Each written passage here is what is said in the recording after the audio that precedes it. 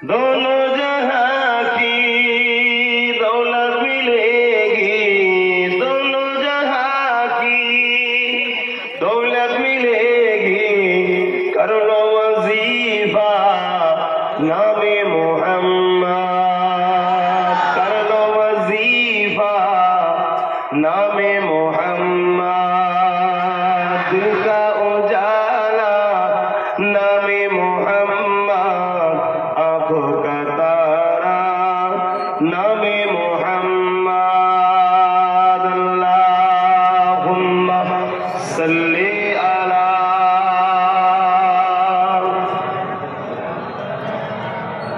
वला आले सय्यदना। कलमे ला इलाहा इल्लल्लाह, ला इलाहा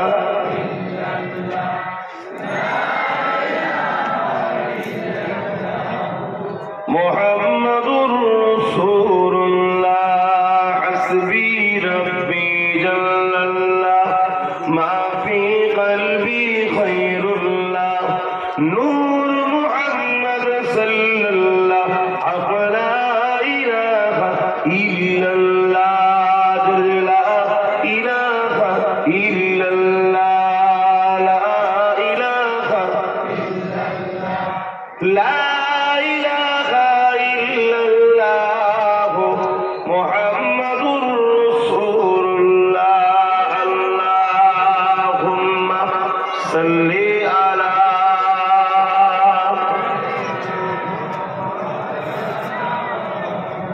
वला आले सय्यदना। وقال الله تعالى في كلام المزيد والفرقان الحميد.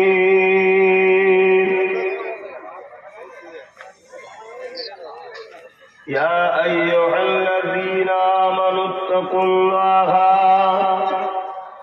وكونوا مع الصادقين. আমার আব্বা জানেরা, পর্দা নিশিনা আমার আম্মা জানেরা, আমার ভাইয়েরা পর্দা নিশিনা, আমার বোনেরা, ছোট ছোট বাচ্চারা, দুনিয়া কারো চিরস্থায়ী নয়। এটা একটা পরীক্ষার জায়গা। আল্লাহ পাক প্রতিটা মানুষকে একটা নির্দিষ্ট সময় দিয়েছে আর কাজ দিয়ে পাঠিয়েছে। ওই কাজ করে যারা যেতে পারবে তারা আখিরাতে কামিয়াবি হবে, আর কাজ করে যারা যেতে পারবে না তারা আখিরাতে ধরা পড়ে যাবে। প্রথম কাজ হলো ঈমান আনা। ঈমান যদি থেকে যায়, ধরা পড়লেও একদিন না একদিন রেহাই কিন্তু আছে। জোরে বলুন সুবহানাল্লাহ। ঈমান মুহাম্মদ রাসূলের ভালোবাসা ও আদবের নাম হলো ঈমান। জোরে বলুন সুবহানাল্লাহ। মুহাম্মদ রাসূলকে রাসূল বলে মেনে নিয়েছে, কিন্তু রাসূলের উপরে ভালোবাসা আর আদব নাই। ওই ঈমানের গাছ কিন্তু আস্তে আস্তে মরে শেষ হয়ে যাবে, বাঁচতেই পারবে না। তাহলে এই গাছটাকে বাঁচিয়ে রাখতে গেলে আবহাওয়া লাগবে, আদব আর মহব্বত। মহব্বত আর আদব রাসূলের উপরে রাখতে হবে। কতটা? পৃথিবীর সবার থেকে বেশি রাসূলকে ভালোবাসা, পৃথিবীর সবার থেকে বেশি রাসূলকে আদব করা। এটা যার মধ্যে পাওয়া যাবে তার মধ্যে ঈমান আছে 100%, কোনো সন্দেহ নাই। জোরে বলুন সুবহানাল্লাহ। এবারে ঈমানের গাছ তো রয়েছে, ফল, নামাজ, রোজা, হজ, যাকাত, দান, খায়রাত। যদি ফল নাও হয়, গাছ যদি থাকে তাও কিন্তু কাজে লাগে। অক্সিজেনের কাজে লাগে না গাছ? জ্বালানির কাজে লাগে না? লাগে না। বেকার নয়, কিন্তু গাছও আছে। কিন্তু গাছ যদি ফল দেয় ও গাছ আরো ভালো। নামাজ, রোজা, হজ, যাকাত, দান, খায়রাত যদি থাকে তাহলে ঈমানের গাছের ফল এগুলো। আর ঈমান মুহাম্মদ রাসূলকে রাসূল বলে বিশ্বাস করে, ভালোবেসে, আদব করে মেনে নেওয়ার নাম হলো ঈমান। জোরে বলুন সুবহানাল্লাহ। আর নবীর সঙ্গে যেটাই জড়িয়ে আছে সেটা কি ভালোবাসা, তবেই নবীর ভালোবাসা, ঠিক না বেটি? তাই আলিম উলামাদের ঘরে আমরা ভালোবাসি কেন? আল উলামাও ওয়ারাসাতুল আম্বিয়া, তারা নবীর সঙ্গে জড়িয়ে আছে, নবীর ইলমের ওয়ারিস তারা, তাই তাদেরকে ভালোবাসা এটা রসুলের ভালোবাসা। জোরে বলুন সুবহানাল্লাহ। রসুলের জন্য তাদেরকে ভালোবাসি, নবীর হাদিস নবীর ইসলামকে ভালো তারা জানে বলে তাদেরকে ভালোবাসি। আর নবীর পরিবারকে ভালোবাসবো না?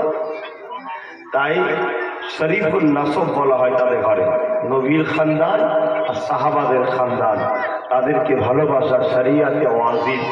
বলুন সুবহানাল্লাহ। সুরফরার হযরত মুজাদ্দিদ জামান দাদা হুজুর পীর কেবলা, তিনি শরীফুল নাসব, সেই খানদানে জন্ম হওয়ার জন্য আল্লাহ আমাকে শরীফুল নাসব করেছে। আমাদেরকে ভালোবাসা পিয়ার করা এটা আপনাদের জন্য জরুরি, ওয়াজিব করতেই হবে। এই ভালোবাসা নিয়ে এই গরমে যারা বসেছেন, এখানে কোরআন শরীফের একটা আয়াত তেলাওয়াত করেছি। আয়াতে প্রথমেই আল্লাহ বলছি, ইয়া আইয়ুহাল্লাযীনা আমানু, হে মানুষ্য জাতির বলেনি, বলেছে হে ঈমানদারেরা।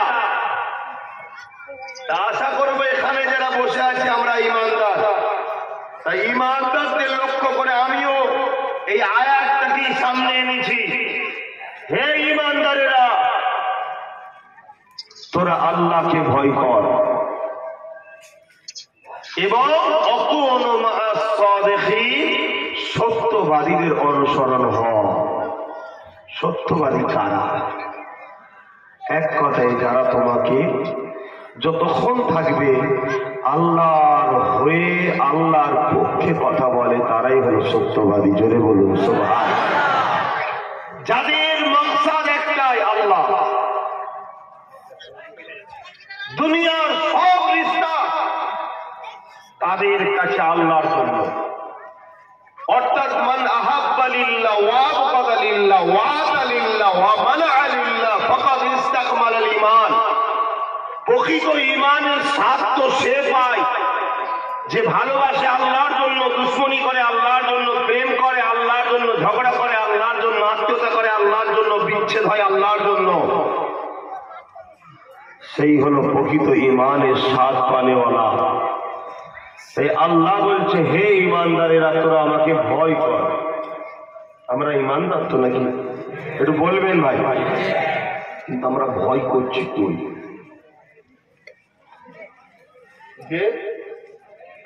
আমরা ভয় করছি কই?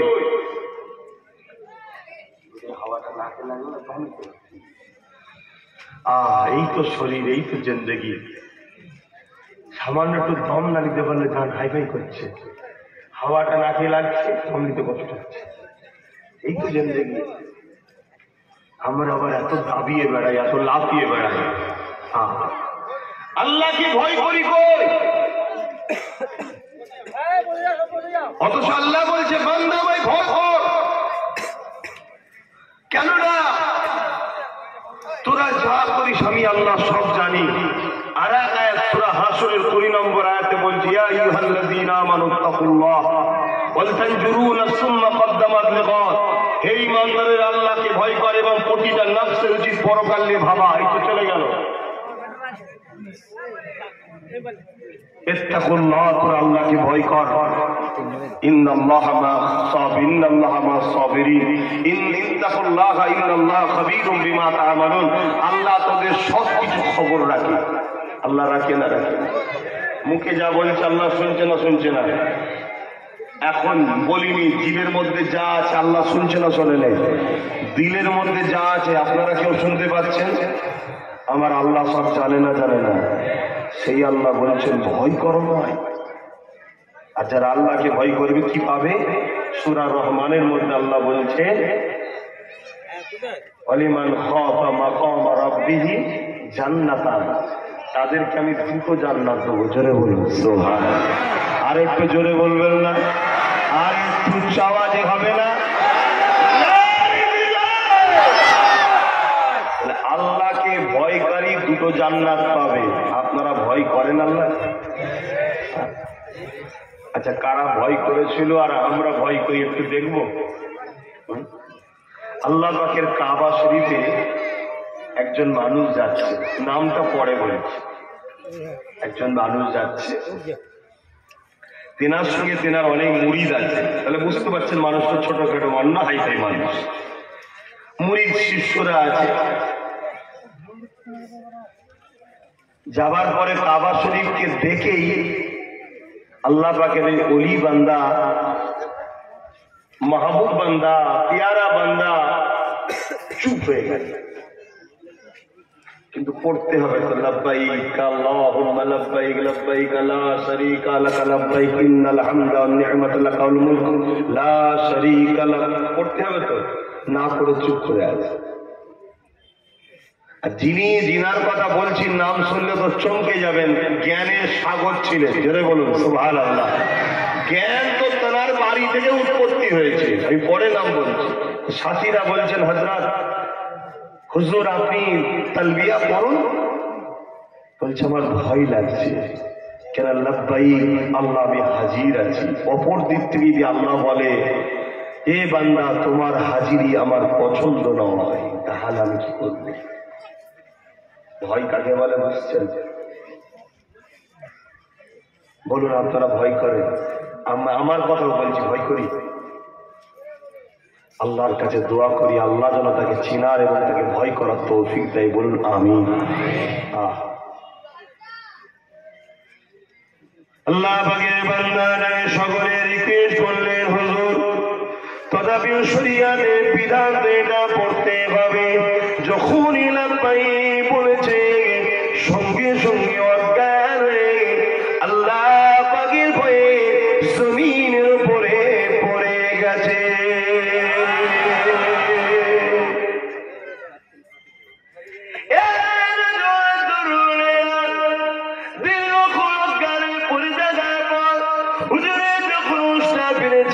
মুখটা মুড়ি দিয়ে চোখের পানি ফেলে কাঁদে, সবারে বলতে লাগে আল্লাহ আমি বড় পাপী, সবাতে বড় পাপী। ও আমার আল্লাহ আমাকে ক্ষমা করে দি, মাফ করে দি, ক্ষমা করে দি। এত কাগজি বিরোধী শুনে কাঁদছে। সমস্ত বাকি হাজি সাহেবরা থেকে অবাক হয়ে গেছে। তারা ভাবতে লেগেছে না জানি আল্লাহর এই দাসটা অনেক বড় হয়তো অন্যায় করে ফেলেছে, আজ হয়তো বুঝতে পেরে ক্ষমা চাইতে লেগেছে। তাই সবাই দাঁড়িয়ে গেছে। আল্লাহ পাকের বান্দাকে ঘিরে বলতে লেগেছে, এ আল্লাহ পাকের বান্দা কি এমন অন্যায় করেছো? এত কাগজি বিরোধী শুনে চোখের পানি ছেড়ে দিয়ে কাঁদতে লেগেছো। তোমার চেহারাটা একটু দেখাও। যখনই মুখের নিকাবটা সরিয়েছে, চেহারাটা সরিয়েছে, সমস্ত হাজিরা অবাক হয়ে গেছে। কেন অবাক হয়ে গেল? কে এই যুবকটা ছিল? এই যুবকেরা শুনে রেখে দেয়, যুবকটা অন্য কেউ নয় গো, আল্লাহ নবীর খানদান হযরত ইমাম জয়নাল আবেদীন।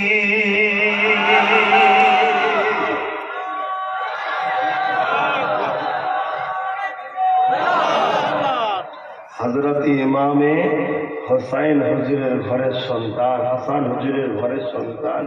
কারবালার ময়দানে একজনই বেঁচে ছিল, জানেন তো নাকি? যা খবর রাখে কবির পরিবারে, হ্যাঁ রাখেন তো নাকি? আমরা দুনিয়ায় সব জালিম বেঈমান নেতাদের পরিবারের খোঁজ রাখেন, কার কটা ছেলে, কার কত কি আছে না আছে। কথা খারাপ লাগলো নাকি? আমরা সব দুনিয়াদার হয়ে যাচ্ছি। বা ভাবুন, যার নায়াকে আল্লাহ জান্নাতের মালিক বানিয়েছে, যার কি বলে আব্বা এবং যার আব্বাকে জান্নাতি যুবকদের সরদার বানিয়েছে। কথা বুঝে আসছে? সেই পরিবারের ছেলে যিনার নাম আলী আওসাদ ছিল, জয়নাল আবেদিন বলা হয়। কেন? তিনি এত ইবাদত করতেন, এত ইবাদত করতেন, তাই তেনার নাম জয়নাল আবেদিন হয়ে গেছে। কিন্তু অ্যাকচুয়ালি ওনার নাম আলী আওসাদ। তিনি কাঁদছে আল্লাহর ভয়ে, এত সবাই অবাক হয়ে দাঁড়িয়ে গেছে। সবাই ভাবছে মানুষটা অনেক বড় পাপ করেছে। আল্লাহর ভয়, আল্লাহর ভয়, সে ভয় আমাদের আছে। বাপেরা ভয় করেন আল্লাহকে, কেননা নিঃশ্বাসের কোনো বিষয় নয়, সবাইকে ফিরিয়ে দেবে আল্লাহ পাকের কুদরতি সামনে। কে কখন চলে যাবে কেউ জানে না।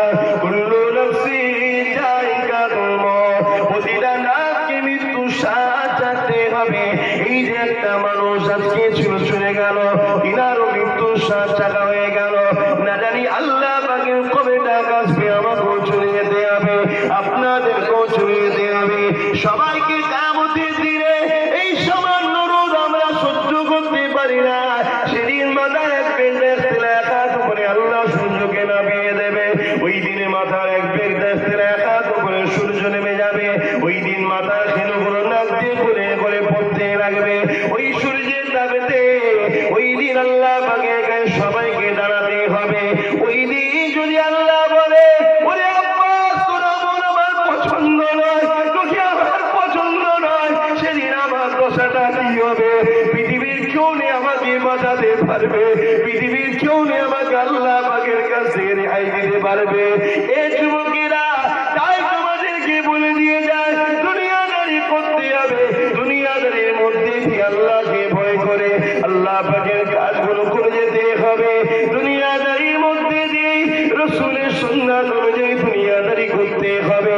দুনিয়াদারির মধ্যে দিয়ে আল্লাহকে রাজি খুশি করে যেতে হবে। কেননা কবরের জমিনে তোমার সাথে কেউ যাবে না গো। যদি তুমি আল্লাহকে খুশি করে যেতে পারো, ওই কবরের জমিন আল্লাহ রহমতে ফেরেশতা দেবে, দয়ার নবী আসবে, ওই কবরকে বেহেশতের বাগান করে দেওয়া হবে, না ওই কবরকে জাহান্নামের একটা গর্ত বানিয়ে দেওয়া হবে।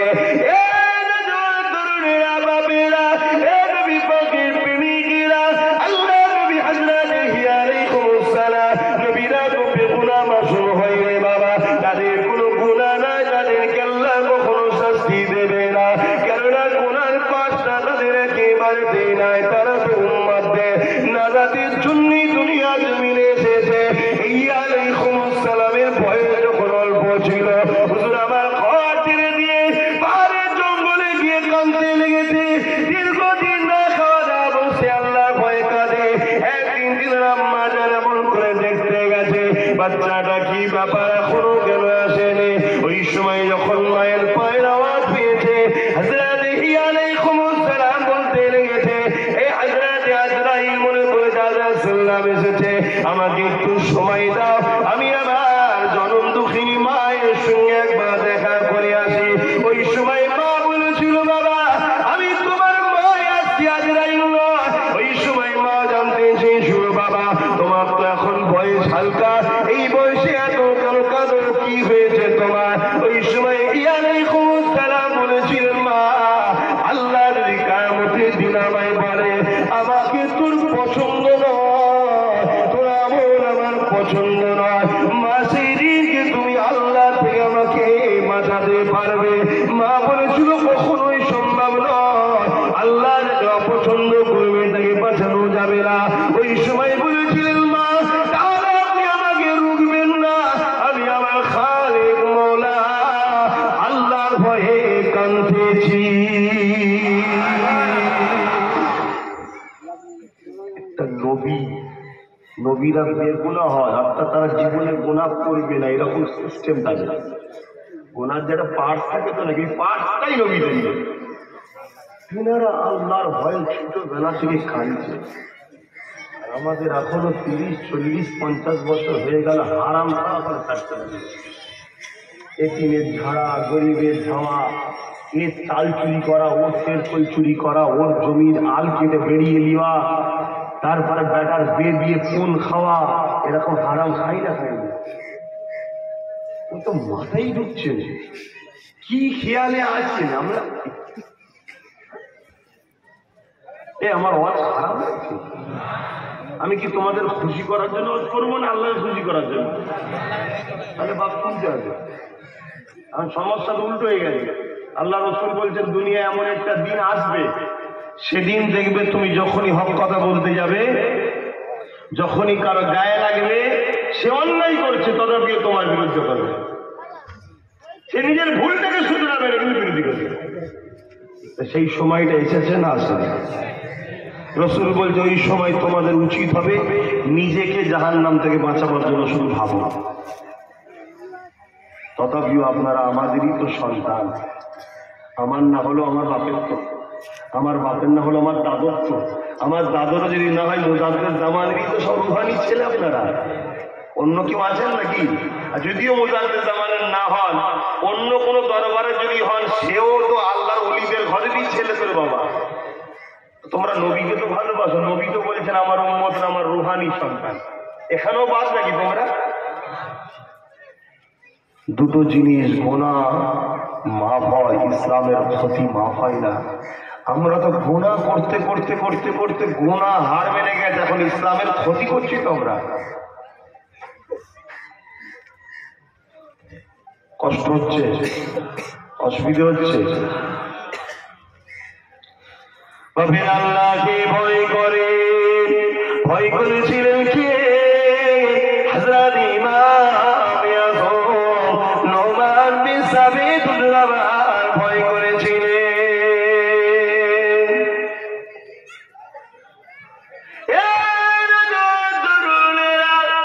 ভয় কাকে বলে দেখুন, হযরত ইমাম আযম আবু হানিফা কাপড়ের বড় ব্যবসায়ী ছিলেন, কাপড়ের ব্যবসা করে বড় নিয়ামত হলো ব্যবসা। এই যুবকেরা তোমরাও পারো তো কাপড়ের ব্যবসা বেশি বেশি করে করো। আমি যদি হুজুরের ঘরে ছেলে জলসার দায়িত্ব না থাকতো, আমারও বড় শখ ছিল কাপড়ের ব্যবসা, কিন্তু এত ব্যস্ত যে দোকান খুলে কাউকে দায়িত্ব দিয়ে ঘর থেকে রোজ টাকা দিতে সব ঘেরা যাবে। আজকে দিনে ভালো লোক আছে, অনেক হুজুরের ওই দেশে জলসা করতে যেত না আগে, ওই দেশে একটা গাড়ি কিনা আছে, ভাড়া নিয়ে কত ঘুরবে। আমার অনেক দাদুদের ছিল, ফোন এসছে, তখন রিসিভার সিস্টেম ছিল জানেন, এখন তো মোবাইল হয়ে গেছে। আস্তে আস্তে টায়ার ইঞ্জিন বিক্রি হতে হতে পুরো গাড়িটাই হুজুরের বিক্রি করবে। কিন্তু আমারও ছোটবেলা থেকে শখ একটা কাপড়ের দোকান করবো, কাপড়ের ব্যবসা করবো। কেন শখ? বেশিরভাগ নবীরাই কাপড়ের ব্যবসা করতেন, জোরে বলুন সুবহানাল্লাহ। বেশিরভাগ বড় বড় ইমাম মুস্তাহিদ ওলিরা তাদের সব কাপড়ের ব্যবসা ছিল, জোরে বলুন সুবহানাল্লাহ। আর ইসলাম কাপড়ের ব্যবসায় সব থেকে বেশি বরকত দিয়েছে, জোরে বলুন সুবহানাল্লাহ। তোমরাও কাপড়ের ব্যবসা করবে, প্রথম ছোট করে করো, সাইকেলে করে নিয়ে বাড়ি বাড়ি বাড়ি প্রথম, তারপরে আস্তে আস্তে একটা জায়গায় দোকান খুললে, আস্তে আরো তো ভরসা দিয়ে করো না, আল্লাহ দেখাবে একজন অনেক বড় সেট হয়ে গেছে, উস্তাদ হয়ে গেছে, তোমার আবার পাশে 10-20 জন কাজ করছে তোমার আন্ডারে। তবে কিন্তু সুদ নেবে না, সুদ কি নেবে? সুদ লিয়া কি 1 টাকা যদি লাভ, 1 টাকা যদি লাভ সুদে, যদি 1 লাখ টাকা লাভ, এটা বলো বলো কি 1 কোটি, 10 টাকা, 1 টাকা। কোনোভাবেই সুদকে জায়েজ করা, সুদের সব থেকে বড় মারাত্মক সুদ নিলে কি হয় জানো? আল্লাহ রাসূল বলছেন এবং আমার আল্লাহ বলছেন, কোরআন শরীফের সূরা বাকারা খুলে দেখো, আয়াত নম্বরটা মনে পড়ছে না, কিন্তু হাফেজ সাহেব নয়, আজকে তো সুদের বিষয়ে আলোচনা নাই না, আজ তার্কিক করে লিখা মনে পড়েছে, একটু বলে দিচ্ছি। সব থেকে বড় মারাত্মক সুদে যারা নেয় বা খায়, তাদের জন্য আল্লাহ ও রসুলের বিরুদ্ধে তারা যুদ্ধের ঘোষণা করে। নাউযুবিল্লাহ, আর একটু জোরে বলবেন না? অর্থাৎ যারা সুদ খায়, এই সুদ খানেওয়ালা এটাই প্রমাণ করছে যে আল্লাহ ও রসুলের সঙ্গে আমরা যুদ্ধ করতে চাই, তাই সে সুদ খায়। আল্লাহ বলছে, আপনারা কেউ আল্লাহ রসুলের সঙ্গে যুদ্ধ করতে চান তাহলে সুদ খাবে। এখন তো বাড়ি বাড়ি সুদ ঢুকানো হচ্ছে প্ল্যান করে, প্ল্যান করে ঢুকানো হচ্ছে না, হয়নি? বন্ধন বন্ধন বন্ধন লোন বাড়ি বাড়ি ঢুকেছে না ঢুকেনি? যার বাড়ি ঢুকেছে তার বাড়িওয়ালা প্রমাণ করে দিয়েছে আমি আল্লাহ ও রাসূলের সঙ্গে যুদ্ধ করতে চাই। কিয়ামত দিন আল্লাহ বলবে তৈরি হও। যদি না জানা ছিল করে ফেলেছেন এক্ষুনি তওবা করুন, ঘরে গিয়ে ফেরত দিন, ফেরত দিন। পানি খেয়ে খেয়ে থাকবো তো আল্লাহ রাসূলের বিরুদ্ধে যুদ্ধ ঘোষণা করতে আমরা রাজি নই, ঠিক না বেটি? কিন্তু শয়তান ও শয়তানের চেলারা বড় প্ল্যান করে আমাদের ঘরে আল্লাহ রাসূলের বিরুদ্ধে দাঁড় করাচ্ছে, আমরা বুঝতেই পারছি না। সুদের আর একটা বড় মারাত্মক বিমার শুনে রেখে দাও। যদি কেউ সুদ খায়, তুমি খাওনি, অন্যজন খায় তোমার এলাকায়, ওই এলাকায় সুদ থাকার জন্য ওই এলাকায় গজবকে ডেকে আনা হয়। আর গজব যখন আসবে যে সুদ খাইলে তারও বড় হবে। তোমরা যারা খাওনি, যারা খায় তাদেরকে হয় বন্ধ করো, আর না হয় এলাকা থেকে তাড়িয়ে দাও, আর না হয় খোদার গজব টেনে আনা। এটা আমার বাপের কথা নয়, বাপ রাসূলের কথা। নেবেন আপনার ব্যাপার, নেবেন না আপনার ব্যাপার। আমি লোবো, আল্লাহ যেন আমাকে লিয়ার তৌফিক দেয়, বলুন আমিন। তাই আমি চেষ্টাও করছি ওর থেকে বেঁচে থাকার, আর আমি আপনাদেরকে বোঝাচ্ছি তার জন্যে আল্লাহ যেন আমাকে সুদ থেকে এবং সর্বদিক দিয়ে আল্লাহ যেন হেফাজত করে, বলুন আমিন। এবারে একটা উত্তর দেবেন। সুদ যে খায় সে তাহলে আল্লাহ রাসূলের সঙ্গে যুদ্ধ করলো, ঘোষণা দিল, তাই তো নাকি? এটা কার কথা? আমার না আল্লাহ? খুব ঠান্ডা মাথায় বুঝছেন তো? কষ্ট হচ্ছে? হ্যাঁ, ওই ভাই ভাই বলতে কষ্ট হচ্ছে, মুখ টুক সব কালো হয়ে যাচ্ছে। আরে আল্লাহ যেন তোদের করে জান্নাতে মুখ উজালা করে দেয়, বলুন আমিন। তো ভাইরা আমার, খুব ঠান্ডা মাথায় বুঝবে, আল্লাহ আল্লাহর রাসূলের সঙ্গে যারা যুদ্ধ করতে চায় তাদের পাশে দাঁড়াতে কি আপনারা রাজি আছে? জোরে বলুন রাজি আছে? দাঁড়িয়ে আছেন কেন? সব কোনো দাঁড়িয়ে আছে। এই আমরা আছি না নয়? কথা বলুন। আমি আপনাদের ওই দাঁড়াবার কথা বলছি না, দেখেছেন খালি কি আসছেন সামলাই যাবে। আমি ওই দাঁড়াবার কথা বলছি না। যারা সুদ খায় তারা আল্লাহ আল্লাহ রাসূলের বিরুদ্ধে যুদ্ধ ঘোষণা করলো না করলো না? ওই সুদখোরকে যদি আমরা সাপোর্ট করি, আল্লাহর বিরুদ্ধে যারা যুদ্ধ ঘোষণা করেছে তাদের পাশে থাকলাম, ঠিক না বেটি? কিন্তু আমরা এই কাজ করছি না, করিনি। আমার কথা মাথায় ঢুকছে? ঢুকছে। যে হুকুমত, যে গভর্নমেন্ট সুদের পক্ষে, ওই গভর্নমেন্টকে সাপোর্ট করা মানে আল্লাহ আল্লাহ রাসূলের দুশমনকে সাপোর্ট করা হলো, ঠিক না বেটি? এই সাপোর্ট করাটা হালাল না হারাম? এই ফতোয়া পীর সাহেব, মৌলী সাহেব, ইমাম সাহেব দেয়নি কেন? আর আমি যদিও বা দিই, আমায় সাপোর্ট করা ছেড়ে দিয়ে আমার বিরোধী করছি কেন? ঠিক আছে, সবার দ্বারা সব জিনিস হয় না, কম সব সাপোর্ট করতে হবে, আপনি ঠিকই বলেছেন, ঠিক না বেটি? কারণ এই সুদ সমাজে বিমার নিয়ে আছে, এই সুদ সমাজে ভাইরাস নিয়ে আছে, এই সুদের কারণে সমাজে করোনার মতো মারাত্মক ব্যাধি এসেছে। এই সুদ বন্ধ করো। যে সমাজে সুদ আর জেনা থাকবে ওই সমাজে মারাত্মক মারাত্মক রোগ আসবে। যার ওষুধ খোঁজার আগে আরেকটা আসবে, ওষুধ খোঁজার আগে আরেকটা আসবে। এই দুটো বন্ধ হওয়া দরকার আছে না? এটা বন্ধ করার দায়িত্ব কেউ নিতে পারেনি, একজন কেউ নিয়েছে, তাকে সাপোর্ট করা দরকার আছে না নাই? কিন্তু তাকে সাপোর্ট তো করি না, করিছি কাকে? যারা সুদ বাড়িতে ঢুকাতে চায়, যারা জেরা করে ধরে পৌঁছে দিতে চায়, যারা নারীকে ঘরে কেউ ব্যবসার লাইসেন্স দেয়, তাদেরকেই তো সাপোর্ট করেছে আমার নবীর উম্মতরা। করেছে না করে? আমি ভুল আজ করছি। এই ভুলটাকে আমাদের শুধরাবার সময় এসেছে না আসেনি?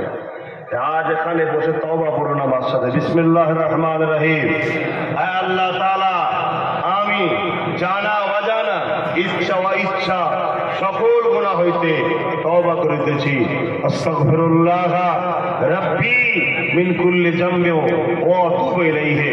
আশহাদু আল্লা ইলাহা ইল্লাল্লাহু ওয়াহদাহু লা শারীকা লাহু ইলাহু ওয়া আশহাদু আন্না মুহাম্মাদান আবদুহু ওয়া রাসূলুহু লা ইলাহা ইল্লাল্লাহ মুহাম্মাদুর রাসূলুল্লাহ সাল্লাল্লাহু আলাইহি ওয়াসাল্লাম। যতদিন বাঁচবেন সুদ খাবেন না, সুদখোরকে সাপোর্ট করবেন না। যতদিন বাঁচবেন জেনা করবেন না, জেনাখোরকে সাপোর্টও মনে থাকবে। মনে থাকবে যদি না মনে থাকে পরকালে তো বুঝাবেই আল্লাহ, দুনিয়া তো হারে হারে গুছিয়ে দিচ্ছে। আসেন ফিরে আসি, আল্লাহকে ভয় করেন। এ যুবকেরা, তরুণীরা, বাপেরা, সুদ কত মারাত্মক জিনিস দেখো। এই সম্বন্ধে আমাদের ইমাম হযরত ইমাম আযমের একটা কথা বলি শুনে। এই যুবকেরা, হুজুর আমার একদিন খটি করে পানি নিয়ে আসে, এমন সময় পানিটা কাঁধের উপরে রেখে দিয়ে ঘটি করে পানি বয়ে নিয়ে আসছে সংসারের জন্য। সংসারের কাজ স্ত্রীর সঙ্গে করে দেওয়া। এ মুসলমান ঘরের ছেলে শুনে রেখে দা, এটা আমার নবী পাকের সুন্নাত। নবী আমার দিনের পরিবারের সংসারের কাজ স্ত্রীর সঙ্গে হাত লাগিয়ে সহযোগিতা করে নবী দিনার পরিবারের কাজে সহযোগিতা করতে। এই যুবকেরা, হযরত ইমাম আযম এই পানির ঘটি কাঁধে করে নিয়ে আসছে। এমন সময় একজন মানুষ বললে, হুজুর আপনি একটু দাঁড়ান, আপনার সঙ্গে একটু মশলার কথা আছে। ইমাম আযম ঘটিটা কাঁধে করে নিয়ে দাঁড়িয়ে রয়ে গেল। ওই লোকটা কথা বলতে বলতে বলে, হুজুর ঘটিটাকে একটু দাবিয়ে রাখেন, ঘটিটাকে একটু নামিয়ে রাখেন, কথা বলতে সময় লাগবে, আপনার বড় কষ্ট হবে।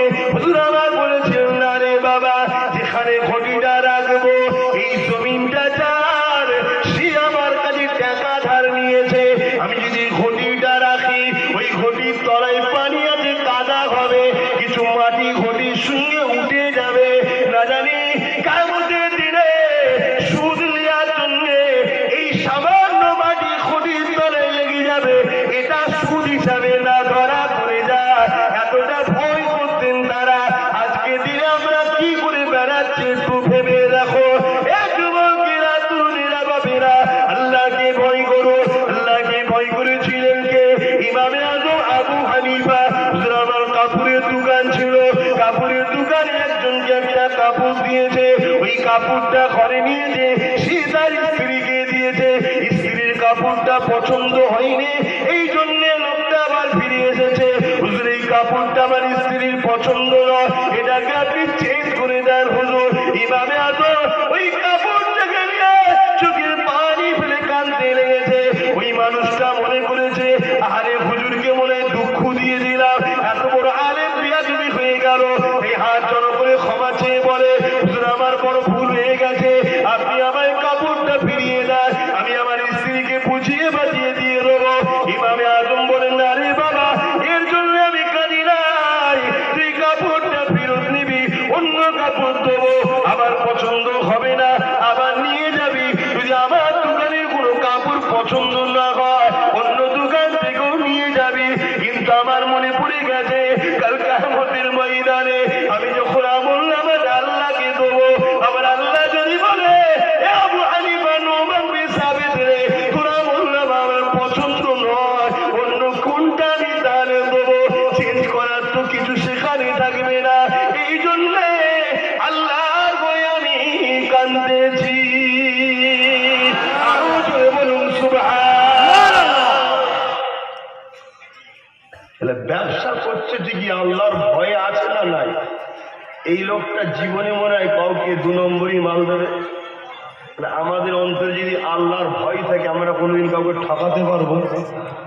এর জন্যই বলে অকুনু মা'আস সাদিকিন, আল্লাহ বলল সত্যবাদীর সাথে মেশো। কেন? সত্যবাদীর সঙ্গে মিশলে সত্যবাদী তোমায় বুঝাবে বারবার, লোভ করতে নাই, হারাম খেতে নাই, মানুষকে ঠকাতে নাই, গীবত করতে নাই, জুলুম করতে নাই।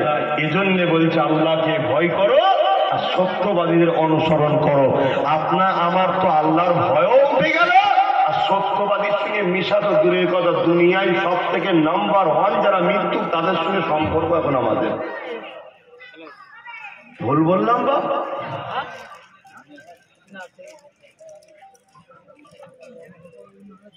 অতএব এই স্টাইলটা চেঞ্জ করতে হবে না, হবে না? আরে সারা ভুল তো মানুষের হয়, শিক্ষা দিতে এসছি আমরা, আমাদের কাছ থেকে শিক্ষা নেবেন হাকি না? তিনি নেন, কার আজ থেকে শপথ করুন জীবনে যতদিন বাঁচব আল্লাহকে ভয় করে জীবন যাপন করব, যে কাজ করলে আল্লাহ নারাজ হবে কাজ করব না, মিথ্যা কথা বলবো না, হারাম খাবো না, সুদ খাবো না, জাকি বলে গেজা খাবো না, মদ খাবো না, তারি খাবো না, হারাম জিনিস এক কথাই খাবো না, মা বাপকে কষ্ট দেবো না, বড়দেরকে সম্মান করবো, বড়রা ছোটদেরকে স্নেহ করবো, এবং যারা আল্লাহর পক্ষে কথা বলে, যাদের মকসাদ একটাই থাকে আল্লাহকে খুশি করা, তাদের সঙ্গে আমরা বন্ধুত্ব করব। এই সম্পর্ক জিন্দেগি তৈরির দরকার আছে না নাই?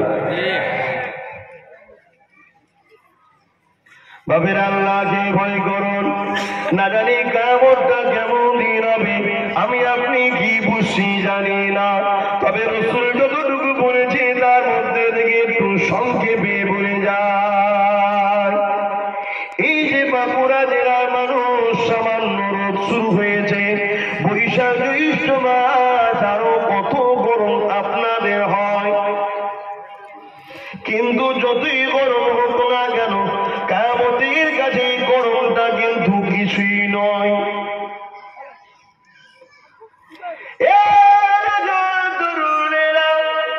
আজ আপনার এলাকায় মাইয়েত হয়েছে, না জানি তিনার পরিবারে যারা যে চোখের পানি ফেলে কাঁদছে, বাবারে চলে গেল, আজ জীবনে কোনদিন আসবে না। যদি কারো বাপ হয়, স্ত্রী ছেলে বলে স্বামী যদি হয়, স্ত্রী কাঁদে, বাপ হলে ছেলে মেয়েরা কাঁদে, মা বাপ যদি বেঁচে থাকে, বাচ্চা চলে গেলে মা বাপ কাঁদে, কিন্তু কিয়ামতের দিনে একে অপরকে দেখে পালিয়ে পালিয়ে সরে যাবে, কেননা ভয় করছে যদি একটা নেকি চেয়ে ফেলে। এই কিয়ামত এত কঠিন দিন হবে, যেদিন বাপ ছেলেকে চিনো না চিনার ভান করবে। এক বান্দাকে কিয়ামতের দিন আল্লাহ উঠাবে। মন দিয়ে শুনো আমার সোনার ভাইরা, বোনেরা, বাপেরা, মায়েরা, কেননা তোমাদের দুনিয়া আখিরাতের কল্যাণের জন্য আল্লাহ একজনকে পাঠিয়েছে, তিনি হলেন নবী মুহাম্মদ রাসূল। আর আমরা অন্য কোন দলের লোক নয়, অন্য কোন লিডারের মাননেওয়ালা আব্বাস সিদ্দিকী নয়, অন্য কারো বিষয়ে বলতে আমি দায়িত্ব নিতে পারবো না, তবে আমি দায়িত্ব নিয়ে বলি, আমি একমাত্র মুহাম্মদ রাসূলকে লিডার মডেল বলে মানি।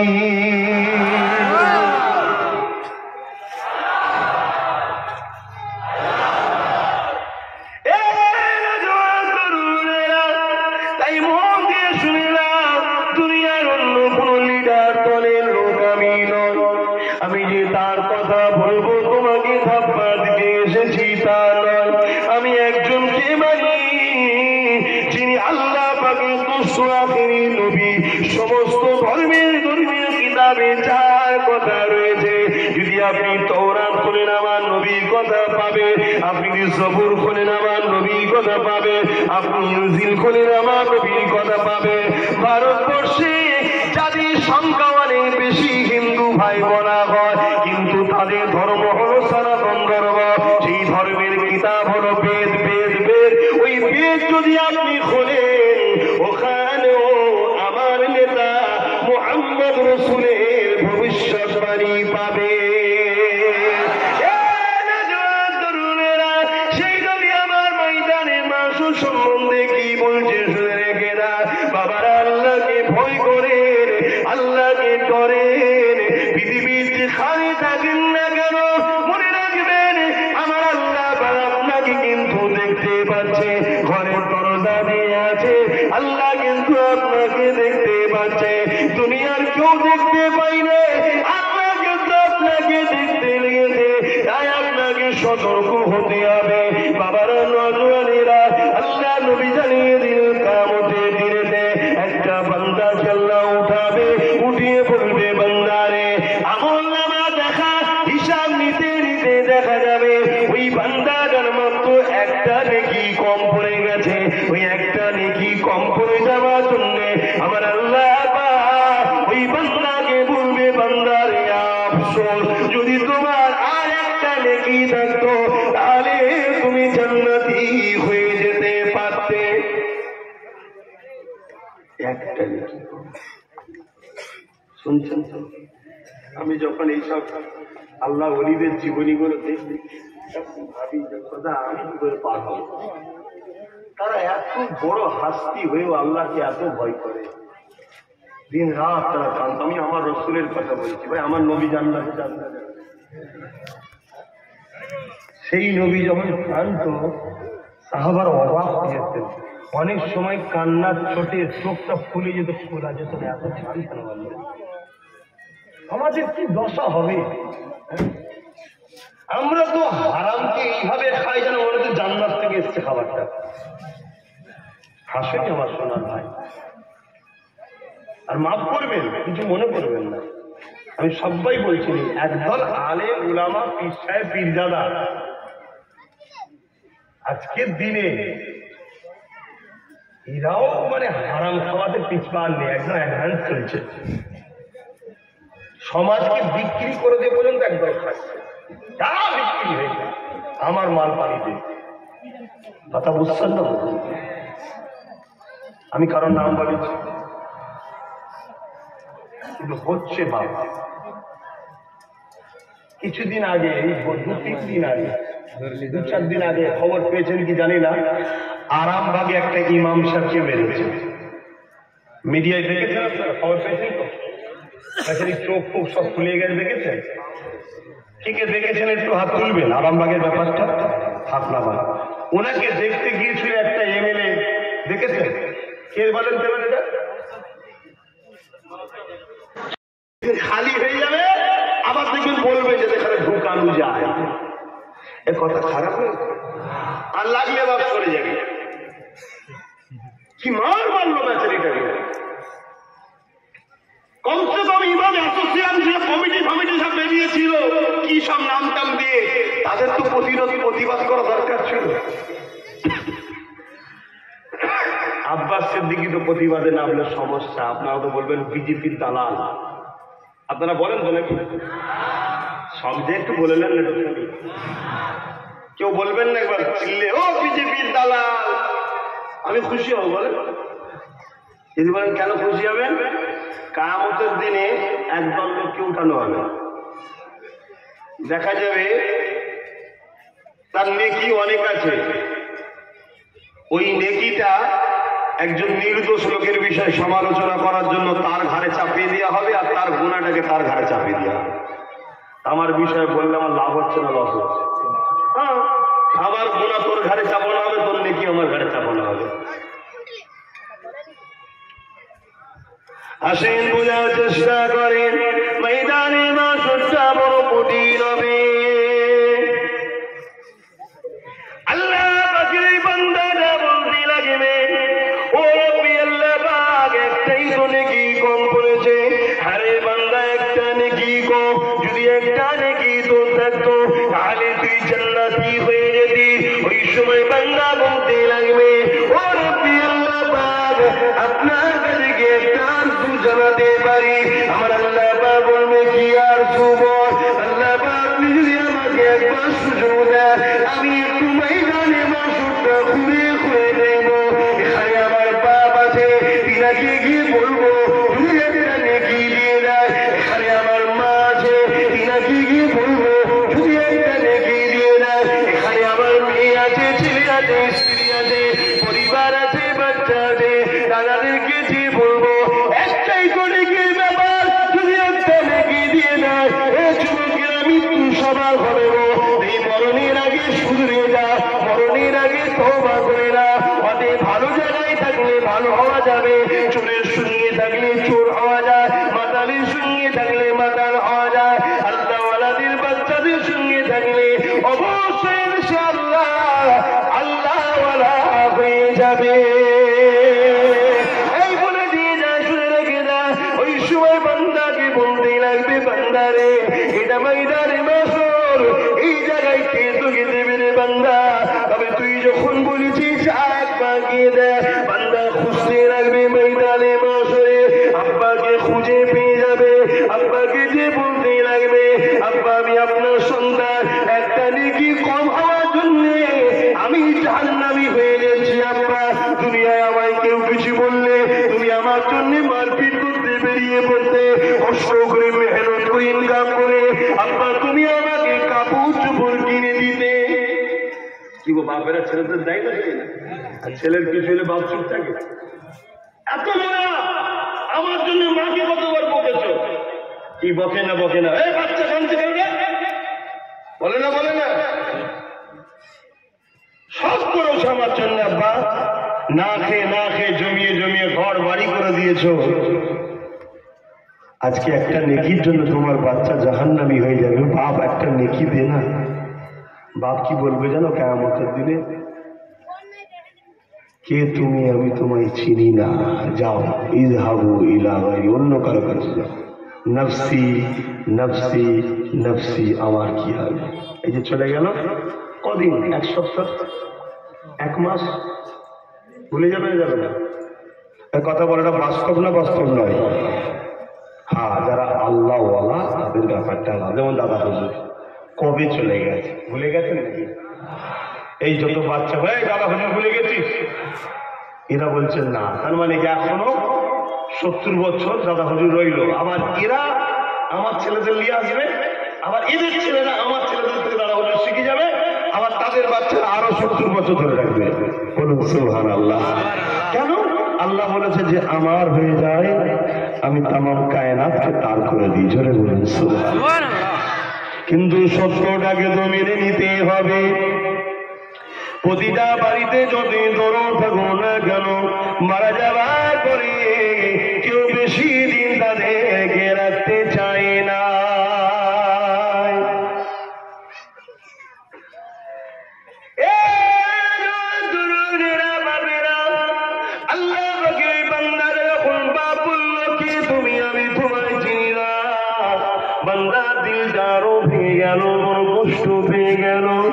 না জানি না যাওয়ার আগে যদি জাহান্নামে চলে যেতাম, একটা কষ্ট তো জাহান্নামের শাস্তি।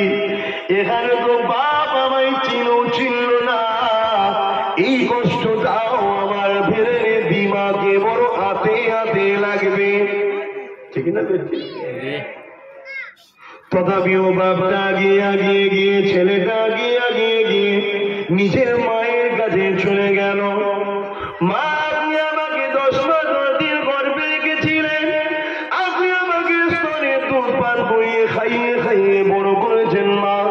মা, নিজের সব শান্তি সব আমার জন্য হারিয়ে ফেলেছিলেন, নিজের সৌন্দর্য আমার জন্য হারিয়ে ফেলেছিলেন, আমায় যত্ন করতে গিয়ে মা তুমি নিজে যত্ন নিতে পারোনি মা। আমার যদি অম্বল না হয়ে যায় তাই পরের বাড়ি ভালো মন্দ খেতে না, মা বিবাহ অনুষ্ঠান হলো ভালো মন্দ খেতে না মা। আজকে তোমার বাচ্চা একটা নেকির অভাবে জাহান্নামী হয়ে যাচ্ছে মা। মা তুমি আমাকে একটা নেকি দাও মা। একটাই কথা বলবি বাবা, কে তুমি, আমি তোমায় চিনি না, অর্থাৎ চিনো না চিনা ভাগ করে সরে যাবে, কেননা সেদিন কেউ কারো হবে না, সবাই নিজেরা জান্নাত থেকে বাঁচার জন্য নফসি নফসি করবে।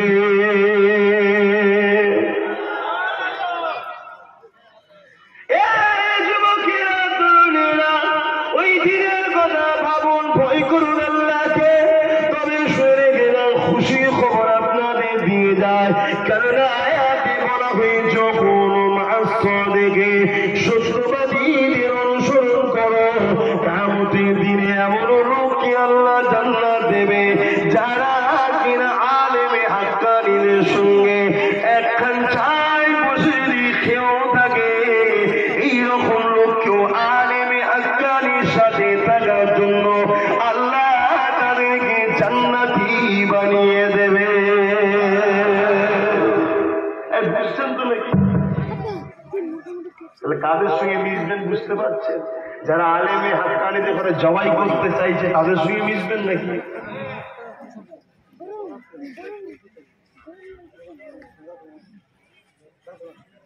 মাইক বক্স পাশে নিয়ে বসে আছে, ঘুম ধরেছে, দোয়া করতে ওকে দিয়ে এরকম যদি শুরুটা হয়।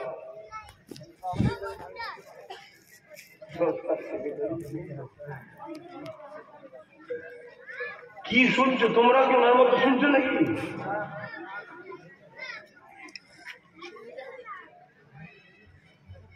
এই সমাজে একদল লোক ইসলামকে মিটাতে চাইছে, হ্যাঁ কিনা? চিৎকার যেমন হ্যাঁ কিনা? আলেমে হাক্কানীরা ইসলামকে মিটাতে চায় না, বাঁচাতে চায়। যারা ইসলামকে মিটাতে চাইছে তাদেরকে সাপোর্ট করে আলেমে হাক্কানীদেরকে মিটিয়ে দেবে কি আপনারা রাজি আছেন?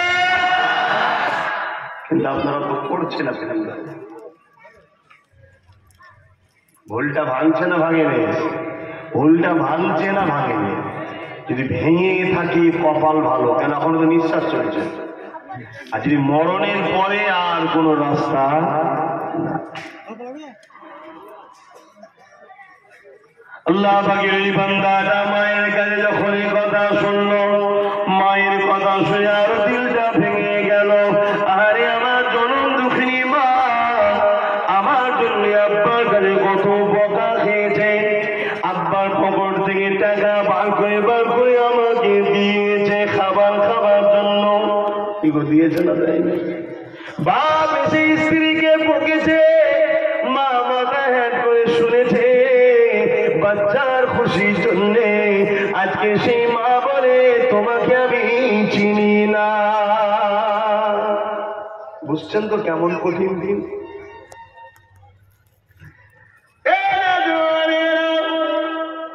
শুনছো ভাই? কষ্ট করে দাঁড়িয়ে তো আছে, একটু মন দিয়ে শোনো। যদি এই মুহূর্ত কারো দিলে আল্লাহর ভয় এসে যায়, হতে পারে আমার আল্লাহ তোমার আজকের দিন পর্যন্ত পিছনে সব গুনাহ মাফ করে দিতে পারে। জনগণ কেন? আল্লাহ তাকে যে ভয় করে তাকে বড় ভালোবাসে। এই কথাটাকে এই পর্যন্ত রাখলাম, আর একটা কথা মনে পড়েছে, একটু বলে দিই। ময়দানে মাসে আবার দুটো বান্দার হিসাব নেওয়া হবে। হিসাব নিয়ে দেখা যাবে বান্দা কোন দুনিয়া জমিনে পাপ করেছে, অন্যায় করেছে, ভুল করেছে, খাতা করেছে, কিন্তু ঈমান আছে, কিন্তু অন্যায় করে ফেলেছে, আল্লাহর কাজ করেনি, নাফরমানি করে ফেলেছে। আল্লাহ ওই বান্দা দুটোকে জাহান্নামে ঘোষণা করে দেবে। ঘোষণা শোনার সাথে সাথে একটা বান্দা সঙ্গে সঙ্গে জাহান্নামের দিকে ছুটতে লেগেছে। মন দিয়ে শুনবে, হতে পারে এই বান্দাটা আমিও হতে পারি। যদি হইতো বিশাল কপাল। এই বান্দাটা তোমাদের বড় মসজিদের ইমামও হতে পারে। এই বান্দাটা তোমাদের মধ্যে থেকে কেউ হতে পারে। যেই হোক না কেন কপালটা বড় হবে। এই দুটো বান্দা আল্লাহ যাদেরকে জাহান্নামী ঘোষণা করে দিল, এখন মনে হবে জাহান্নামী ঘোষণা করে দিল তার কপাল বড় হবার কি আছে?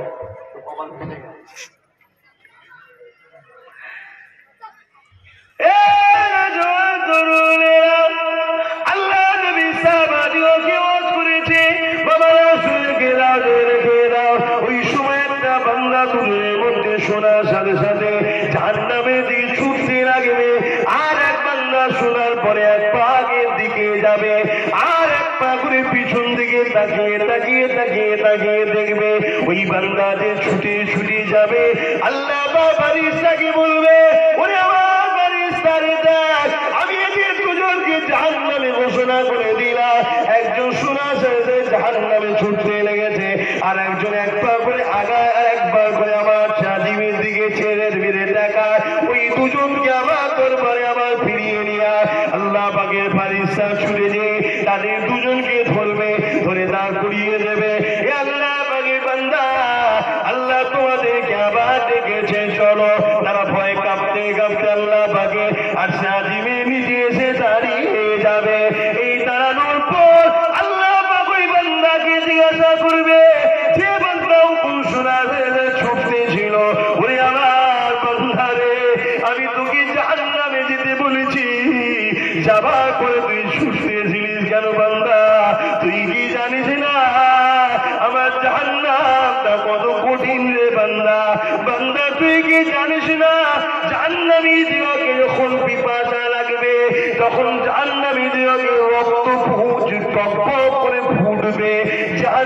গিলাসে পান করানো হবে। ওরে বান্দা রে, হুকুম শুনে তুই কেন ছুটতেছিলি? ওই সময় বান্দা বলতে লাগবে, ও আমার আল্লাহ পাক, আপনি আমাকে জাহান্নামে ঘোষণা করলেন কেন? সবাই শুনছেন, বিশেষ করে যুবকগুলো শোনো। আল্লাহ দুটো জিনিসকে খুব ভালোবাসে। একটা হলো আল্লাহকে ভয় করা, আর একটা হলো আল্লাহর উপরে ভরসা করা। বলুন সুবহানাল্লাহ। আমি কতটা ভয় করতে পারছি জানি না, তবে ভয় করা দরকার। আল্লাহ যেন সেইভাবে করার মতো করার তৌফিক দেন। বলুন আমিন। তাই ভরসা কিন্তু আমার অগাধ। আমি কোনোদিনের জন্য ভাবিনি জাহান্নামে যাব। আমি ভরসা করি আমার আল্লাহ এত দয়ালু, যখন আমাদের ঘরে জাহান্নাম দেবেন না, তিনি পার করে দেবেন। যারা বলুন সুবহানাল্লাহ। এটা আশা করে আছে। এই আশা যদি কেউ করে, তাকে আল্লাহ ফিরিয়ে। আশা করে ইচ্ছা করে বদমাশি করলে হবে না, মনে হয়ে যায় আলাদা। কি হয়ে যায় আলাদা? হালকা বয়সে সব বন্ধুরা মিলে হঠাৎ করে দেখা যাচ্ছেন ফিস্টি দিয়েছে, দিয়ে এখন একটু টিভি লেগে দেবো করে ফেলে ফেলে। কিন্তু রোজ তাহলে তো করা উচিত হবে না, ওটাও তো উচিত নয়। কিন্তু ঘরে তুলে বসে আছে, এটা মনে হয় আল্লাহকে ভয় আর আশা করেই। ওটা একটা হালকা বয়স হয়ে গেছে, আল্লাহ মাফ করে, ওটা উচিত নয়। ভাই আপনাদের দেখে আমার ময়া লাগছে, আমি একটু দোয়া করে দিই ভাই, জলসা অনেক হয়ে গেছে। তাহলে বা মন দিয়ে শোনেন, বান্দা বলবে আল্লাহ আপনি আমাকে জাহান্নাম দিলেন কেন?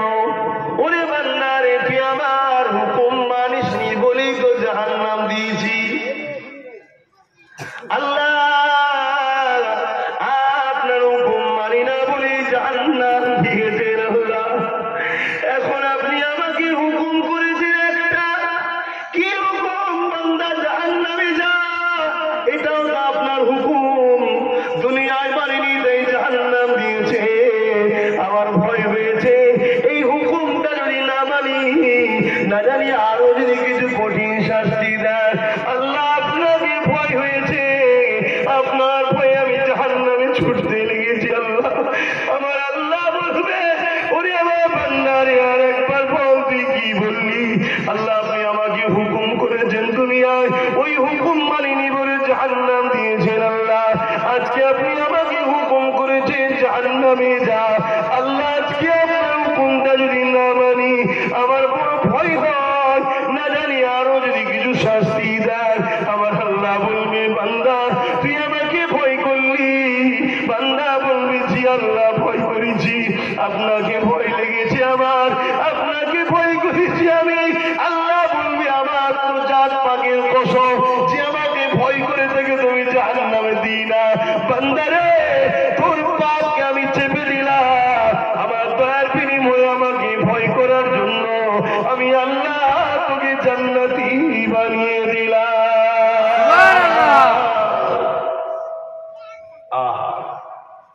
দুনিয়ায় আল্লাহকে ভয় করে আমার ভাইরা। কোন ছেলে যদি জীবনে এরকম ঘটেছে একটু বলবে। ধরো কিছু পাপ করতে যাচ্ছি, ধরো সিনেমা দেখতে, বা কোনো বন্ধুর পাল্লায় পরে হারাম খেতে যাচ্ছিল, বা আরো কিছু বড় বড় পাপ আছে, আমি সব খুলে বলছি না, নোংরা জায়গায় যাচ্ছিল। দিল কি তোমার গাওয়া দিয়েছে যে না এটা করবো না, পাপ হবে, আল্লাহ নারাজ হবে, ভয় ফিরে এসছে, এমন কারো জিন্দগিতে আছে? কি গো,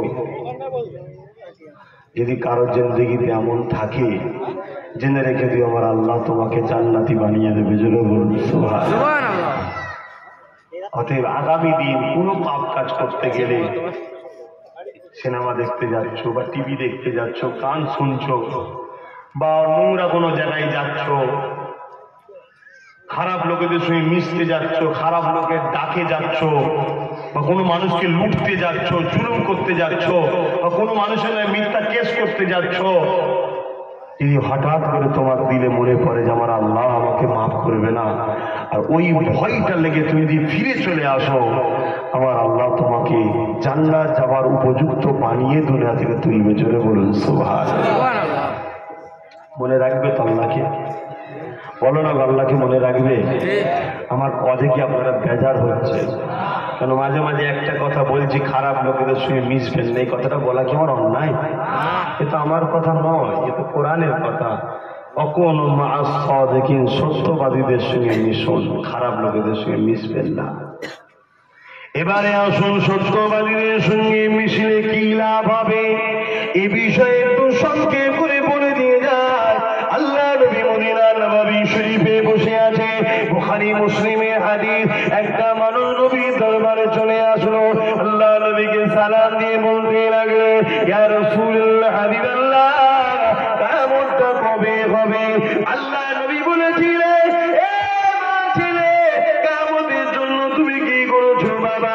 ওই ছেলেটা বলেছে, ফাকামা তুলহা কাসীরা সালাতি ওয়া সিয়ামি, ইয়া রাসূলুল্লাহ, হাবিবাল্লাহ, বেশি বেশি নামাজ রোজা করতে পারি না, ইল্লা আন্নী, তবে ইল্লা আন্নী উহিব্বুল্লাহ ওয়া রাসূলুহু, তবে আমার অন্তরে, আমার কলবে, আমার হৃদয়ে সব থেকে বেশি আল্লাহ আল্লাহ নবীকে ভালোবাসি। আল্লাহ নবী কি বলেছিলেন? এ বাবা ছেলে, ভালোবাসলে শুধু হবে না, এইরকমটা নবী আমার বলেন। নবী আমার উত্তর দিয়েছিলেন, আল মারউ মা মান হাব্বা, দুনিয়ায় যে যাকে মহব্বত করবে, ভালোবাসবে, সে পরকালে তার সঙ্গে থাকবে।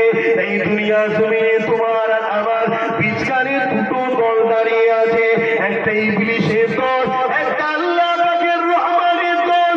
এ যুবকেরা, তরুণীরা, বাপেরা, মন দিয়ে শুনে দেখো তো দেখি, গান তোমাকে আল্লাহর দিকে নিয়ে যায় না ইবলিসের দিকে? জুয়া তোমাকে আল্লাহর দিকে নিয়ে যায় না ইবলিসের দিকে? মদ তোমাকে আল্লাহর দিকে নিয়ে যায় না ইবলিসের দিকে? খুন খারাপি, মারপিট, দাঙ্গা আল্লাহর দিকে নিয়ে যায় না ইবলিসের দিকে? মিথ্যা কথা আল্লাহর দিকে নিয়ে যায় না ইবলিসের দিকে? জিনা ব্যভিচারী আল্লাহর দিকে নিয়ে যায় না ইবলিসের দিকে? খেল তামাশা মেলাগুলো আল্লাহর দিকে নিয়ে যায় না ইবলিসের দিকে? সুদ ঘুষ আল্লাহর দিকে নিয়ে যায় না ইবলিসের দিকে? এ যুবকেরা, একটু ঠান্ডা মাথায় ভেবে দেখবে, ভেবে চিনতে দেখো, তোমাকে আল্লাহ সিদ্দিকী ডাকছে। এ বাংলার বাপেরা, বাংলার মায়েরা, এ বাংলার যুবকরা, বাংলার বোনেরা, আসো, আল্লাহর দিকে ফিরে আসো।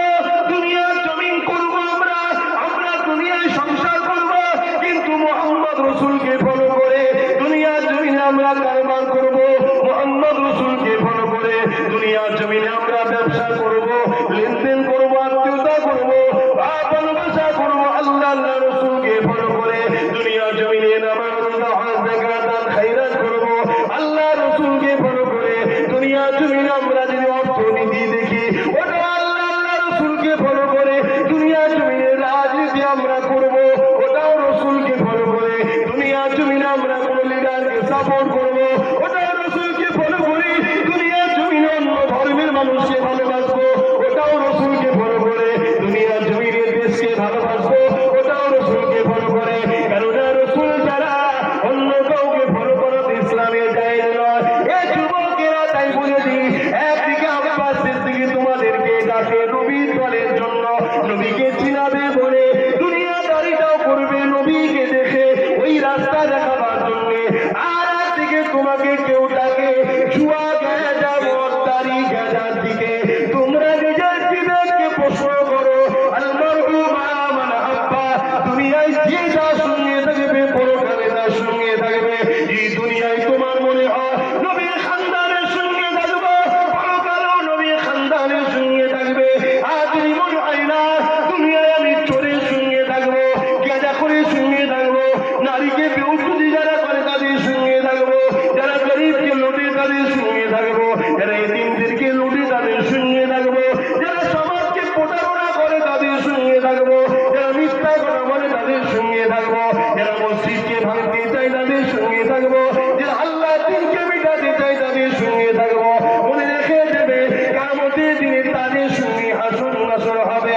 এই জায়গায় ফায়সালা তো তোমাদের, দুনিয়ায় কাদের সঙ্গে থাকবে এটা তোমরা ঠিক করো। যদি মনে হয় আব্বাসের সঙ্গে থাকলে লাভ, তো চলে আসো। যদি মনে হয় না আমি দুনিয়ায় আব্বাসের সঙ্গে থাকতে রাজি নয়, দুনিয়া আর অন্য কোন জালিমের সঙ্গে থাকতে চায়, যাও, আমার কোনো বাধা নাই। আমি মনে রেখে দিও, দুনিয়া তার সাথে, নবী জানিয়ে দিয়েছে আখিরাতও তার সাথে।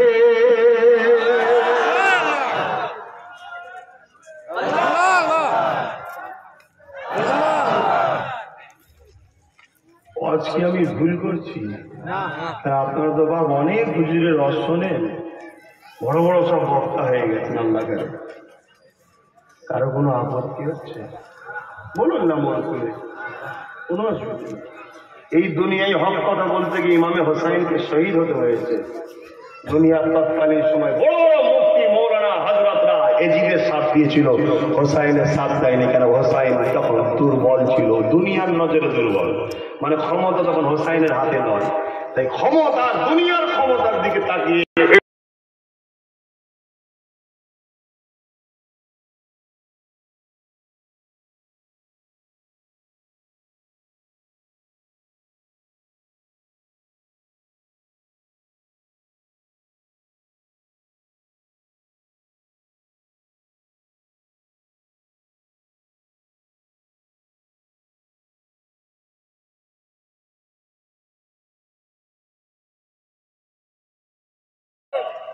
গুনাহ করে করে করে করে পাহাড় পরিমাণ যদি গুনাহ করে ফেলি, আল্লাহর কাছে যদি কাঁদি, আল্লাহ ক্ষমা করে দেবে, কথা দিয়েছে। কিন্তু তুমি যদি মুস্তাফার দ্বীনের ক্ষতি করো, ইসলামের ক্ষতি করো, ইসলামের দুশমনকে কাজে তুলে নাও, মনে রাখা যাবে ইসলামকে মিটাবার শাস্তি তোমায় পেতে হবে, তোমার কোনোদিন মাফ নাই।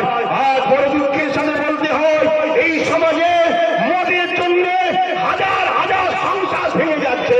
এই সমাজে মদের জন্য লাখো লাখো মানুষ মারা যাচ্ছে। ওই মদকে ব্যান করার চিন্তা নয়, কিন্তু নারী তাদের চোখকে ঢেকে রাখার জন্য বোরখা পরছে, নারী তাদের চোখকে ঢেকে রাখার জন্য মেকআপ করছে, নারী তাদের চোখকে ঢেকে রাখার জন্য ভালো মতো কাপড় পরছে। এই জায়গায় একদল সমাজের লোক তারা বড় পাওয়ারের জন্য এমন করে ইসলামের একটা টাইমের উপরে আঘাত দিচ্ছে, আর আমরা মুসলমানের ছেলেরা তাদেরকে কাজে করে তুলে তুলে ঘুরে বেড়াচ্ছি। মনে রাখা যাও, তুমি ডাইরেক্ট ইসলামকে না মিটালো, যারা মিটাচ্ছে তাদেরকে মিটাবার পাওয়ার কিন্তু তোমরাই দিয়েছো। মাইকের আওয়াজে বুঝছেন না? বোঝেননি? জবাব দিতে হবে না। আমি কি বলেছি শুনেছেন? বুঝতে পেরেছেন? তুমি ডাইরেক্ট বোরখার বিরুদ্ধে তুমি নয়, কিন্তু বোরখাকে যে আজ বন্ধ করতে চাইছে, মিটাতে চাইছে, তাকে তো তুমি পাওয়ারে বসে। তুমি ইসলামকে মিটাচ্ছ না, তুই তো ইসলামের সব থেকে বড় দুশমন। তোমার হোশ নাই, তোমার পেটের চিন্তা নিয়ে পড়ে গেল, তোমার আমার নবী পেটে পাথর মেরে তোমার আমার জন্য কেঁদেছে 3 দিন ধরে। আল্লাহ, আমি মুহাম্মদকে তুমি খাওয়াওনি, আমি খুশি, কিন্তু আমার উম্মতকে তুমি বাঁচিয়ে দাও। জোরে বলুন সুবহানাল্লাহ। এই লজ্জা বিহায়ার মতো হয়ে গেলাম আমরা, হারাম খেয়ে খেয়ে খেয়ে খেয়ে আমাদের দিলে আর আল্লাহর কথা ঢুকছে না, নবীর কথা ঢুকছে না।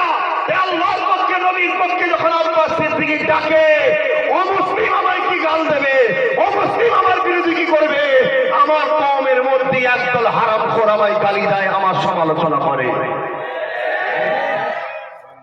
বড় আফসোস, বড় দুঃখ। মনে রেখে দিও, আল্লাহর দ্বীন বাঁচাবার জন্য আল্লাহ যথেষ্ট। আব্বাসের প্রয়োজন নয় আমার আল্লাহ, আল্লাহ আপনাদেরও প্রয়োজন নেই আমার আল্লাহ। বোরখা যদি উঠে যায়, পর্দা যদি উঠে যায়, আমার আল্লাহর কিচ্ছু হবে না, নবীর কিচ্ছু হবে না, ফুরফুরার পীরের পরিবারের কিচ্ছু হবে না, আব্বাস সিদ্দিকীরও কিচ্ছু হবে না। মনে রেখে দেবে, আপনার ঘরে আপনার বেটিকে আপনি বাঁচাতে পারবেন না।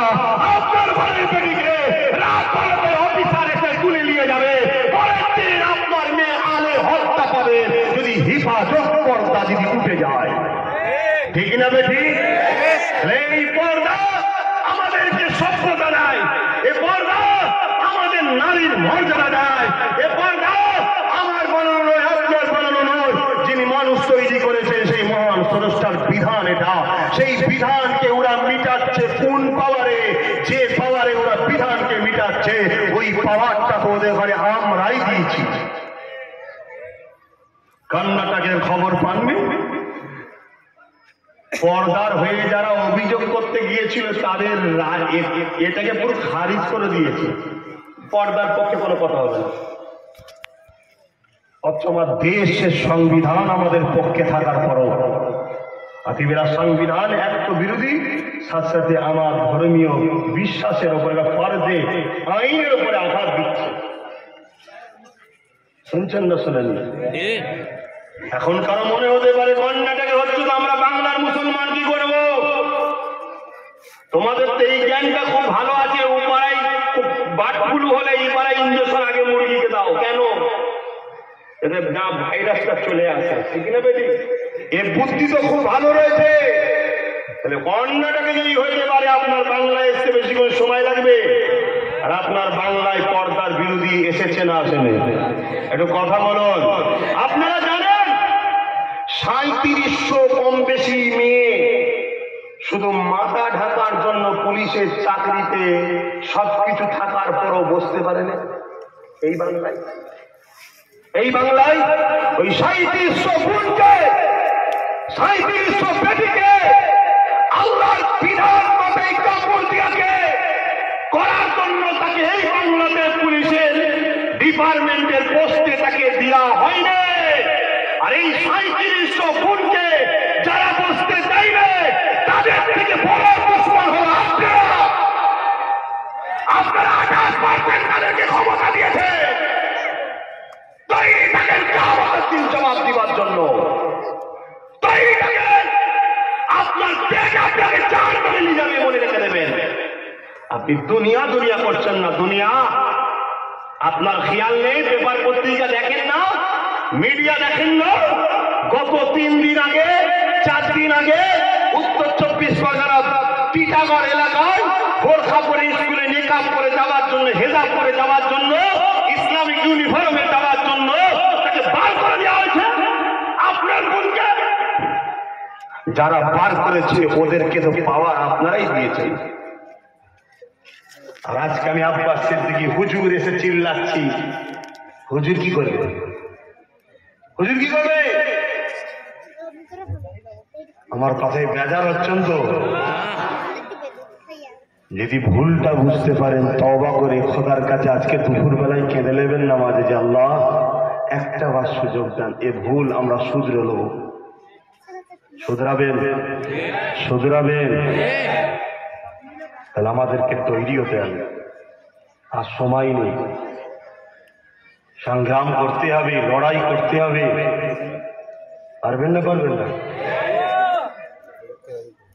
আল্লাহ দিনকে আল্লাহ যথেষ্ট। কি হয়েছে? ও ওইটাই করে দিই।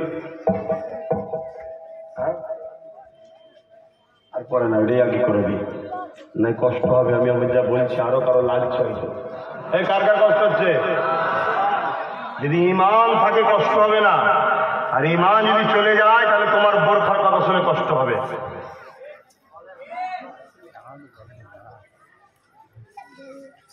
একটার পর একটা, একটার পর একটা তোমার অস্তিত্বকে মিটাচ্ছে, তুমি বুঝতে পারছো না? হ্যাঁ, বাবরি গেল, 3 তালাক, তার বিরুদ্ধে আইন তৈরি হলো। এবারে হিজাব, কথা বুঝে আসছে না? কাল বলবে মাইকে লাউড স্পিকার, কাল বলবে কোরআন তেলাওয়াত করা যাবে না, কাল বলবে ধর্মীয় আলোচনা ইসলামিক মাইকে হবে না, কাল বলবে হালালের ওয়াজ করতে পারবে না, হারামের বিরুদ্ধে বলতে পারবে না, কাল বলবে সাহাবাদের বদরের আলোচনা করা যাবে না। শুনছেন না শোনেননি? এগুলো যারা বলছে তারা কোন পাওয়ারে বলছে? তাদের জিভটাকে আমরা উপযুক্ত শাস্তি দিতে পারছি না কেন? জবানে তাদের কাছে কোন পাওয়ার আছে? কথা বুঝছেন না? বোঝেন না? তাদের কাছে কোন পাওয়ার আছে যে এত বড় একটা দেশের বিরোধী কথা, সংবিধান বিরোধী কথা তারা বলছে? কোন ধর্মকে আঘাত দিয়া ভারতের গণতান্ত্রিক দেশের সংবিধান বিরোধী কাজ, ঠিক না বেটি? তারা এত বড় কথা বলতে পারছে, অথচ তাদের জবানের ট্রিটমেন্ট হচ্ছে না। এটা কোন পাওয়ার তাদের কাছে আছে যে এত বড় অন্যায় করার পরও তারা বুক ফুলিয়ে ঘুরছে কেন?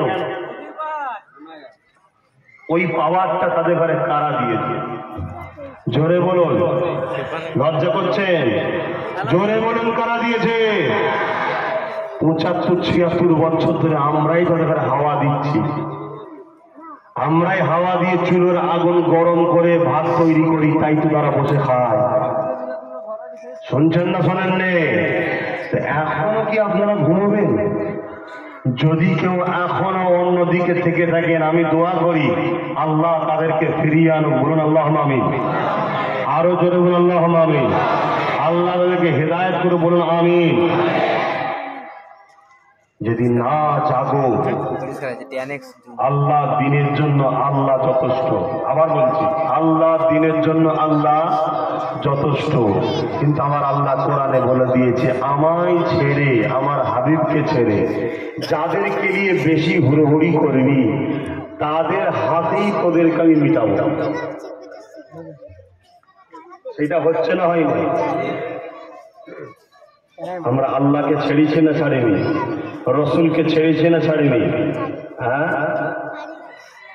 খুব ভালো করে বুঝুন আমার ভাইরা। সব জায়গায় গরম চলে, মাথা গরম চলে, কিন্তু আল্লাহর দিনের বেলায় চলে, ইসলামের ব্যাপারে চলে।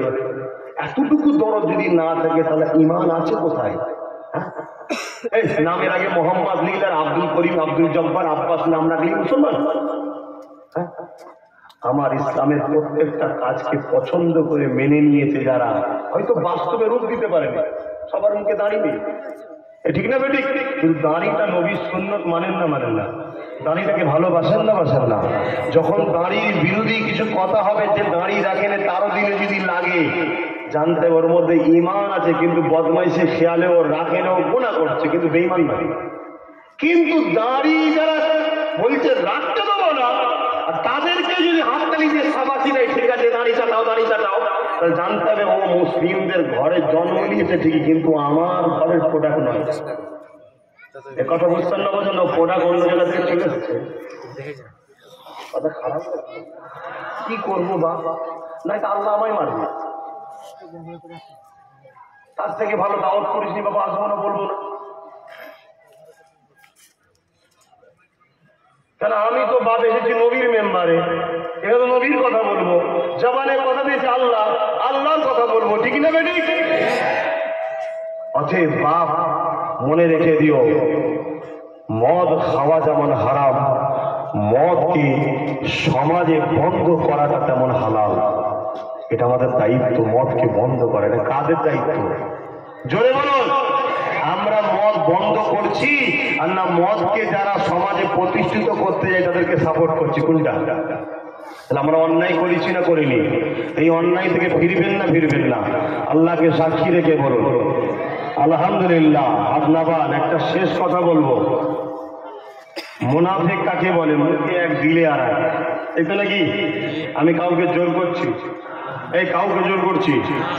হকের জন্য, দিনের জন্য, সত্যের জন্যে, মানবতার জন্যে, ন্যায়ের জন্যে, কল্যাণের জন্যে, আল্লাহর সৃষ্টি অসহায় মানুষগুলোকে জালিমদের হাত থেকে বাঁচাবার জন্যে জীবনের শেষ নিঃশ্বাস পর্যন্ত আব্বাস সিদ্দিকীর সঙ্গে সাথ দিয়ে কারা কারা লড়তে রাজি আছেন একটু সাক্ষী দেবেন। মারহাবা, নারে তাকবীর, নারে তাকবীর, নারে তাকবীর। ধন্যবাদ। কি জন্য বললাম?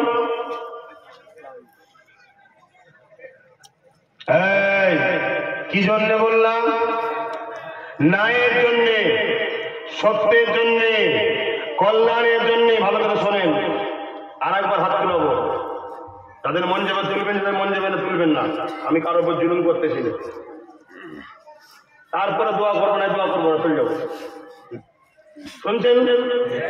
ন্যায়ের জন্যে, সত্যের জন্যে, কল্যাণের জন্যে, মানবতার জন্যে, মানব বন্ধনের জন্যে, আল্লাহর সৃষ্টি মানুষ জাতিকে জালিমদের হাত থেকে বাঁচাবার জন্যে, নারীদের ইজ্জত রক্ষা করার জন্যে, আমার মাতৃভূমি ভারতবর্ষকে বাঁচাবার জন্যে, আমার ভারতবাসী সর্বধর্মের মানুষের মধ্যে যারা বিপদে আছে তাদেরকে আশ্রয় দিবার জন্যে জীবনের শেষ নিঃশ্বাস পর্যন্ত ভাইজান বা বাবাজির সাথে সাথ দিয়ে বাপ, ভাই, মা, বোন লড়াইয়ের ময়দানে, লড়াই সংগ্রামের ময়দানে